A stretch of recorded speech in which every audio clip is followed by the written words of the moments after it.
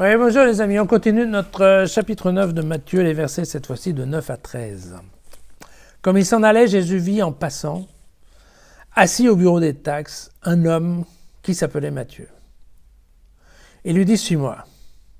Alors il se leva et le suivit. Or, comme il était à table dans sa maison, il arriva que beaucoup de collecteurs d'impôts et de pêcheurs étaient venus prendre place avec Jésus et ses disciples. Alors, voyant cela, les pharisiens disaient à ses disciples « Mais écoutez, pourquoi votre maître mange-t-il avec des collecteurs d'impôts et des pêcheurs ?» Mais Jésus, qui avait entendu, déclara « Ce ne sont pas les bien portants qui ont besoin de médecins, mais les malades. Allez donc apprendre ce que signifie c'est la miséricorde que je veux et non le sacrifice. Car je suis venu appeler non pas les justes, mais les pécheurs. » Alors, c'est ça. Alors, évidemment, c'est raconté aussi chez Luc et chez Marc, qui, eux, sont assez discrets. Ils parlent plutôt de Lévi. Voilà. Alors que, typiquement, eh bien, dans l'évangile de Matthieu, on nous parle bien de Matthieu. Attention, attention. Il est très fort probable que l'inspecteur des impôts, a probablement rien à voir avec celui qui aurait écrit l'évangile, ne serait-ce que pour une question d'âge, n'est-ce pas? Mais bon. Par contre, le nom, voilà. On va commencer aujourd'hui toute une série de controverses qu'on va rencontrer sur notre chemin. Des controverses qui opposent ou qui sont des discussions en fait entre le monde chrétien et le monde juif et qui sont racontées la plupart du temps et dans Marc et dans Luc, mais qui sont plus intéressantes chez Matthieu. Pourquoi ? Parce que tout simplement, Matthieu étant juif, ça met un certain sel à la discussion, on va dire ça comme ça. Qu'est-ce qui est en cause ici dans la question du repas chez Lévi ou chez Matthieu, comme vous voulez? Le problème, il n'est pas tellement que Jésus mange avec des juifs. On pourrait comprendre ça comme ça, mais c'est pas ça le problème. Le problème, c'est que Jésus mange, Jésus mange avec des pécheurs, pardon.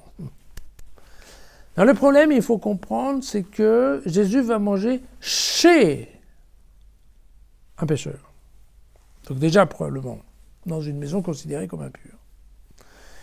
Et deuxièmement, le problème, c'est quoi? Le problème, c'est que le repas dans la religion juive, mais aussi ensuite dans la religion chrétienne, bien entendu, ça sera toujours considéré comme étant le point clé de la pratique de la foi. Pourquoi ? Parce que c'est quand on se réunit autour d'une table, en fait, quelque part, on se partage, en fait, un statut fraternel, et donc c'est le moment idéal pour prier Dieu. Voilà. Et le repas juif, c'est très bien expliqué dans le Lévitique, il y a toute une série de bénédictions qui doivent se faire au début, mais au milieu et à la fin du repas.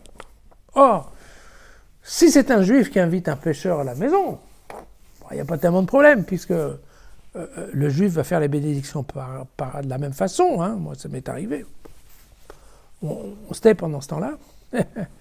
Mais par contre, si c'est un juif qui va manger chez un païen ou chez un pécheur, à ce moment-là, bénédiction, il n'y en aura pas. Et donc, ça veut dire que globalement, c'est un repas sans bénédiction. Et ça, pour un juif, c'est très grave. C'est très grave. Et ce qui est intéressant ici, c'est que, vous voyez, Jésus considère en fait le pécheur comme un malade. Tout simplement. Pourquoi ? Parce que pour Jésus, on avait déjà parlé, l'absence de Dieu est une maladie en soi. Donc en fait, voilà, le pécheur, ou le païen, celui qui ne connaît pas Dieu, globalement, est en train d'être malade. Un malade qui s'ignore, probablement, mais malade quand même. Et donc c'est vrai que Jésus veut se faire, le thérapeute spécifique de ce genre de maladie. Voilà. Bon, là-dedans, il vient nous citer un peu le livre d'Osée, une citation qui est facile dans le chapitre 6, le verset 6, ce qui est pas forcément très très bien choisi ici, puisque on n'est pas en train de parler, en fait, de sacrifice.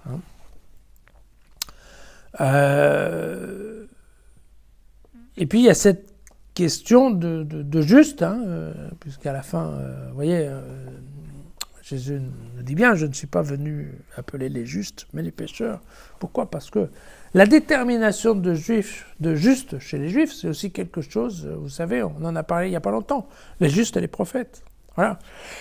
Mais ce qui s'avère, c'est que pour Jésus, en tout cas, eh bien, de nombreux Juifs déclarés justes ne l'ont pas suivi.